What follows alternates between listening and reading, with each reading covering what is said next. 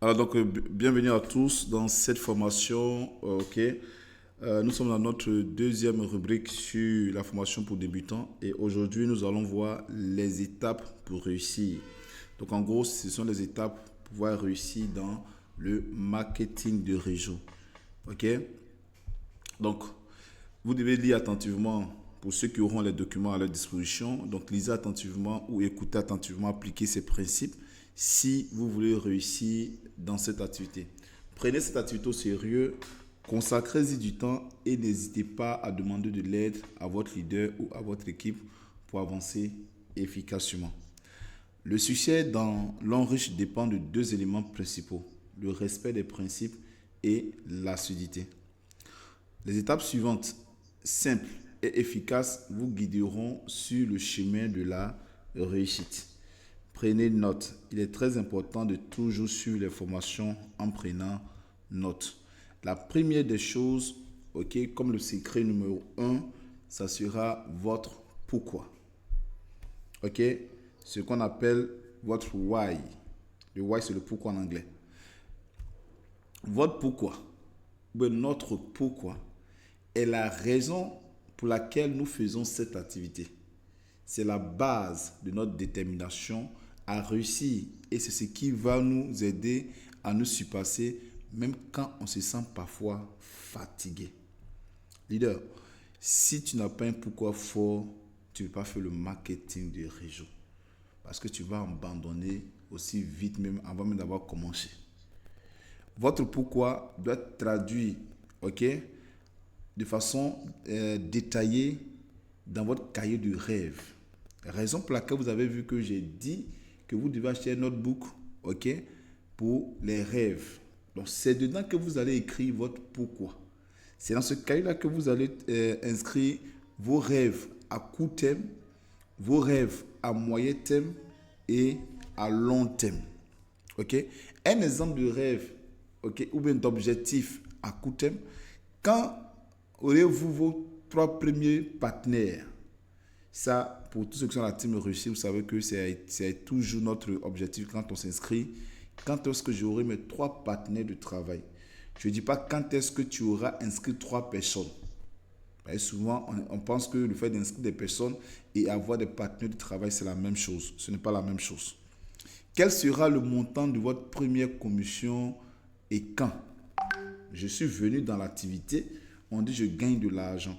Je me donne un objectif, j'applique les consignes qui me seront données dans le but de pouvoir recevoir le plus rapidement mes premières commissions. Troisième ligne, quand vos directs recevront-ils leur première commission? C'est très important. Je suis venu, je vais gagner de l'argent, il faudrait que mes filles aussi, qui m'ont fait confiance, qui sont venus, puissent aussi toucher de l'argent. Ça doit être l'objectif de tous les leaders. Les rêves à court terme, c'est juste des exemples qu'on vous donne, hein, auxquels vous pouvez vous inspirer et travailler. Des exemples à moyen et à long terme. Quand serez-vous qualifié pour un voyage, une voiture ou un appartement? Tout ça, vous devez écrire ça dans votre cahier de rêve, ce que moi j'appelle vision board. Quand serez-vous qualifié pour Diamant 7? Quelle école choisirez-vous pour vos enfants? Ou quelle maison offrirez-vous à vos parents? Ça, c'est un objectif quand on vient à l'enrichir. Parce que toutes ces questions que vous posez là, l'enrichir est capable de vous donner si vous vous lancez à fond. Et vous devez comprendre que ces différents objectifs que vous aurez, vous devez les écrire, ok, avec votre leader. Vous comprenez? Donc, en tant que leader, vous devez vous asseoir avec vos filles et vous devez écrire les rêves de vos filles ensemble pour que vous, en tant que leader, vous l'aidiez à faire un suivi sur l'accomplissement de chaque rêve, sur l'accomplissement de chaque objectif. Si le fil dit je dois être diamant 1 en 2 mois, en 3 mois, toi en tant que leader, vous devez travailler en fonction de ça. Et donc, si vous venez dans l'opportunité comme des aventuriers, où vous pensez uniquement qu'à avoir de l'argent, vous n'aurez rien. Parce que l'enrichissement, on vient pour bâtir carrière. Tout comme quand vous devez devenir acteur, chanteur, ou avoir une carrière vraiment top, c'est la même chose. Et donc, des conseils pratiques, vous devez croire en vos rêves. Parce qu'il ne s'agit pas de dire quelque chose, mais il faut croire en ce qu'on fait. Okay? Il faut les matérialiser. Vous savez qu'on a déjà vu ce qu'on appelle le vision board. Bon, pour ceux qui l'ont déjà vu, le vision board, c'est le fait quoi, de pouvoir matérialiser tout ce qu'on veut avec des images ou bien des photos et des textes. Un exemple simple, si je veux avoir une voiture de couleur rouge, de telle marque, je fais une photo de cette voiture-là et puis je colle et je travaille en fonction de ça pour pouvoir l'obtenir. Vous devez les quantifier et définir un calendrier précis. C'est ce qu'on appelle le vision board. C'est très important. Un leader qui n'a pas de vision board, c'est un leader qui navigue sur un océan sans guide, mais sans navigateur, mais sans boussole, autant pour moi. Donc vous devez forcément avoir votre vision board. Tout être humain doit avoir sa vision board. Même Dieu a sa vision board. Donc vous aussi, vous devez avoir votre vision board. C'est très important. Deuxième secret pour pouvoir réussir dans le marketing de réseau, c'est quoi? L'engagement. C'est très important de signifier cela. L'engagement. L'engagement. Alors, le succès dans le marketing de réseau repose sur un engagement total. Comme pour toute entreprise, dédiez du temps à cette entreprise. Plus vous y consacrez du temps, plus vous construisez rapidement votre réseau. Il y a des leaders, excusez-moi de le dire, qui rentrent dans ce système-là et qui malheureusement ne s'engagent pas à fond. Quand on donne les cris de guerre et qu'on dit « assez, c'est assez », assez, c'est assez, il faut que ça change. Long rich, better life, better future. Mais ce ne sont pas des paroles en l'air. Le better life, meilleure vie, better future, c'est un métier d'avenir, c'est quelque chose que nous faisons pour toujours. Ce n'est pas parce qu'aujourd'hui vous êtes venu que vous ne gagnez pas, que vous allez abandonner. Et si vous ne vous engagez pas à travailler de façon minutieuse, de façon disciplinée, vous n'irez nulle part. Ce n'est pas la magie. Or, le business sera toujours un business concret qui paye et qui payera toujours. Malheureusement, il y a des leaders qui entrent dans ce business-là, qui n'accordent même pas du temps pour eux-mêmes, ni à leurs filleuls, ni à leur manière de travailler. Des formations, ils n'assistent pas. Et comment voulez-vous réussir dans un métier où vous devez vous former? Un métier où la réussite est basée sur la formation. Et vous ne vous formez pas. Comment est-ce que vous pourriez réussir? Pendant même que je suis en train de parler actuellement, vous allez voir qu'il y a des leaders qui sont en train de suivre la formation. Bon, qui disent qu'ils sont en train de suivre la formation. Cependant, ils ont la télévision qui est allumée en train de regarder le match de PSG Atlético de Madrid. Pendant que je suis en train de faire cette formation, vous allez voir qu'il y a des leaders qui sont assis en train de regarder, en train de mater un film. Vous allez voir qu'il y a d'autres mecs qui sont assis même auprès d'une table. Et il est juste connecté pour qu'on sache qu'il est connecté. Vous allez voir qu'il y a des leaders qui sont ce soir-là en train d'écouter sans même prendre note. D'autres peut-être sont en train de préparer, ils ont le portable allumé et c'est comme cela. Mais toi-même, quand tu regardes ta manière de prendre la chose, comment voudrais-tu avoir des résultats concret? En fait, toi, tu ne prends pas la chose au sérieux, mais tu veux que ce dans quoi tu ne prends pas au sérieux, là, t'apporte des résultats sérieux qui vont t'amener à réaliser tes rêves. Ce n'est pas bon. Soyez engagés. Et voici des questions clés que vous pourriez vous poser. Combien de jours par semaine allez-vous consacrer à cette activité? Moi, je le fais avec tous mes filles. Tous mes filles, je le fais. Donne-moi le jour où tu vas travailler, où tu vas consacrer ce jour-là, même si c'est 1 heure, 2 heures de ton temps, où toi et moi, on va travailler sur notre business. Parce que c'est un projet que nous menons.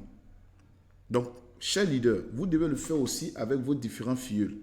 Vous devez vous asseoir avec vos filles, leur demander de vous donner 1 ou 2 jours dans la semaine où ils vont se rendre disponibles pour travailler avec vous sur les présentations, les suivis, sur l'encadrement. S'ils ont aussi des filles, comment encadrer les filles, la consommation des produits, la maîtrise de toutes ces choses-là. Donc, vous devez demander à vos filles de vous donner leur jour. Et vous, maintenant, vous devez travailler avec ces derniers-là. Maintenant, imaginez-vous, vous-même en tant qu'un leader, vous n'avez pas du temps pour le business. Est-ce que vous pourriez demander à vos filles de vous accorder une semaine, un jour dans la semaine consacré au business? Non. Donc, vous allez voir que vous allez avoir un réseau qui n'arrive pas à évoluer, un réseau qui n'arrive pas à se lever. Pourquoi? Parce que l'erreur vient de vous, la faiblesse vient de vous, l'inactivité vient de vous, le non-engagement vient de vous. Alors, telle est la tête, tel sera le corps. Et vous êtes surpris que vous avez des réseaux, comme j'aime l'habitude de dire ici, un réseau bancal. Combien d'heures par jour vous consacrez-vous à votre business? Vous devez créer un emploi du temps précis, le partager avec vos leaders pour obtenir son soutien. On ne fait pas le business parce qu'il faut faire le business comme ça. Le business, ce n'est pas un champ de maïs. Même un champ de maïs, mais souvent qu'on plante, on plante ça en ligne pour qu'on puisse se promener dedans. Vous comprenez? Ici, tout se fait de façon méthodique. Regardez les grandes entreprises pour lesquelles vous travaillez, pour lesquelles vous postulez, pour lesquelles vous êtes parti à l'école, vous avez rêvé de venir. Mais quand vous rentrez là-bas, vous avez un emploi du temps. Vous avez des heures de montée et des heures de descente. Mais pourquoi vous, votre entreprise à vous-même, qui est long riche, ok, avec laquelle vous êtes partenaire, vous n'avez pas d'emploi du temps? C'est-à-dire, si votre leader, mais votre marraine n'a pas dit qu'il y a formation, toi, tu ne peux jamais organiser des formations annexes sous la supervision de ton leader, bien sûr, avec tes filles. Donc, le jour que ta marraine ou ton parrain ne fait pas de formation, il n'y a rien. Ça, c'est pas bon. Est-ce qu'on se comprend? Ça, c'est pas bon. Vous devez revoir cela. Donc, rappel, je n'ai pas le temps. N'est pas une excuse. Tout le monde dispose de 24 heures par jour. Et ça, c'est la phrase préférée de toutes les personnes qui donnent des excuses dans le marketing des réseaux. Leader, pourquoi tu n'es pas venu à la formation? Je n'ai pas le temps. Moi, j'appelle ça de la lâcheté. Désolé de vous le dire, mais tu n'as pas le temps. Cependant, tes problèmes demeurent. Tu n'as pas le temps. Cependant, tes problèmes demeurent. Aussi longtemps que vous continuerez d'avoir les mêmes habitudes, vous aurez toujours les mêmes résultats. Vous avez compris? Votre succès dépend de la manière dont vous utilisez ce temps.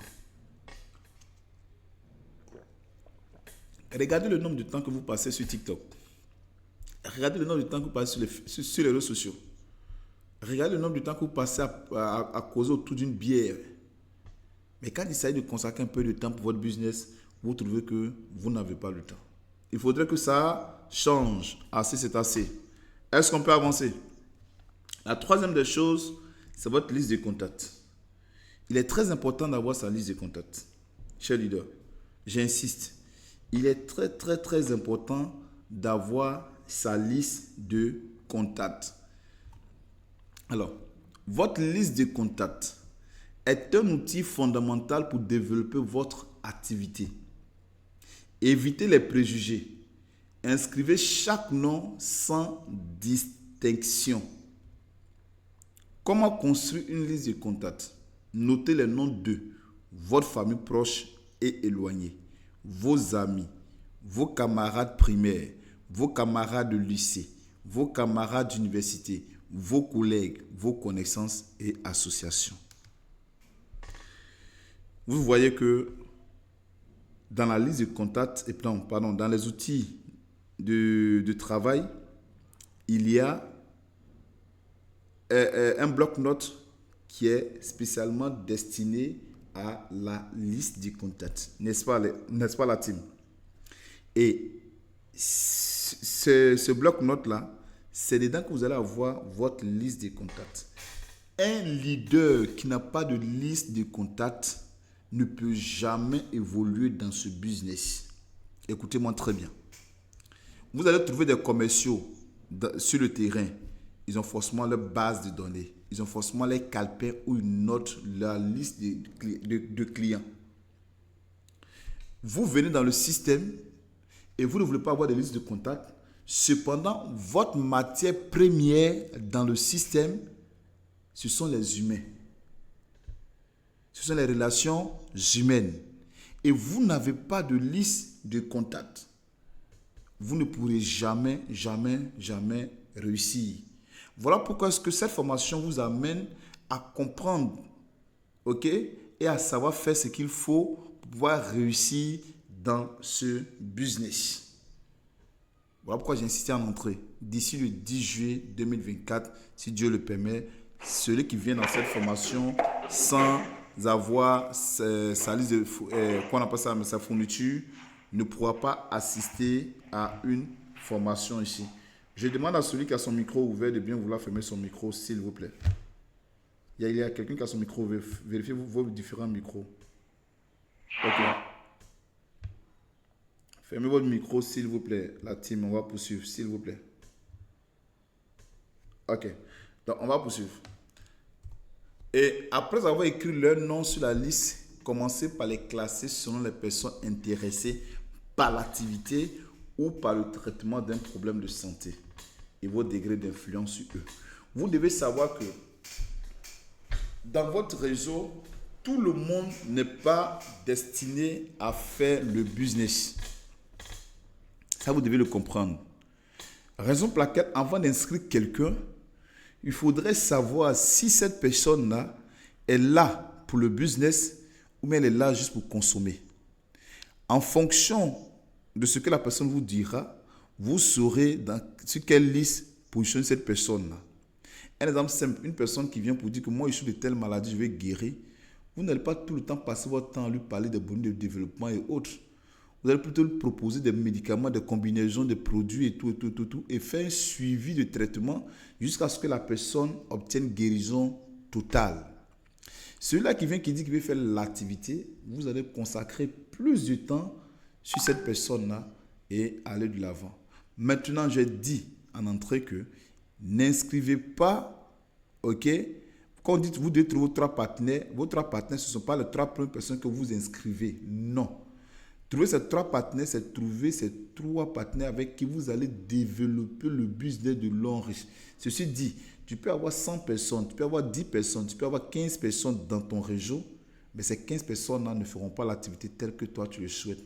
Pourquoi? Parce que ce ne sont pas tes trois partenaires d'affaires. Quand tu auras trouvé tes trois partenaires d'affaires, vous allez partager la même vision, vous allez avoir les mêmes projets et vous allez travailler en synergie pour développer le projet jusqu'à la fin. Alors, pour pouvoir les trouver, vous devez déterminer votre cercle d'influence. Qui est prêt à vous soutenir jusqu'à la fin? Est-ce qu'on se comprend?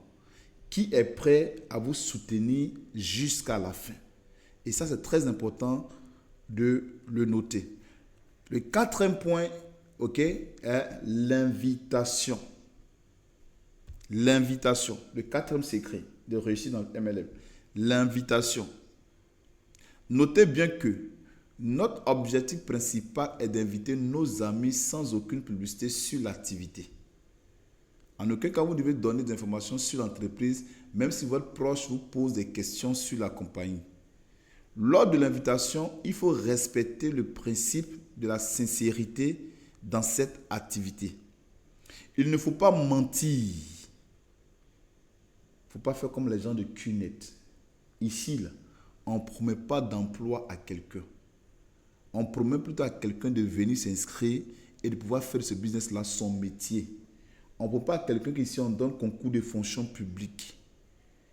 Ça n'existe pas ici. Ici, ce n'est pas un site d'investissement. Tu viens, tu mets 100 millions, tu as 3% de 100 millions chaque semaine. Ne donnez pas de fausses promesses aux personnes que vous allez inviter. Invitez des personnes qui vous font confiance dans votre cercle d'influence, afin d'éviter des frustrations. C'est très important. Invitez-le sans aucun sentiment, lui montrer que votre réussite ne dépend pas de sa présence. Il y a des leaders, quand ils viennent inviter une personne, on a l'impression que tant que la personne ne vient pas au bureau, lui ne pourra pas réussir dans l'activité. Vous le suppliez. Mais si vous avez compris que c'est vous qui avez l'offre, vous ne devez pas supplier quelqu'un à vous suivre dans un bureau pour suivre une présentation. Parce que c'est vous qui lui donnez la possibilité d'avoir un avenir meilleur, de vous l'offrir un business, une opportunité qui pourrait changer sa vie s'il a saisi.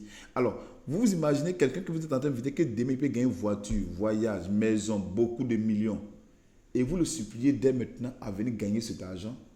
Voici pourquoi souvent ces personnes en venant disent quoi? Il a besoin de moi pour réussir. C'est faux. Ça dépend de l'attitude que vous avez eue envers ces personnes-là avant que vous l'invitiez. C'est ce qui lui a fait penser ça. Sinon, quelqu'un qui a une entreprise, qui veut te recruter dans son entreprise, à quel moment est-ce qu'il dira non que sans moi tu peux évoluer? Non, tu ne veux pas, il passe à autre chose. Mais il y a certains mots qu'il faut fuir. Certains invités pour ne, pardon, mais il y a certains mots qui font fuir certains invités pour ne pas répondre à votre invitation.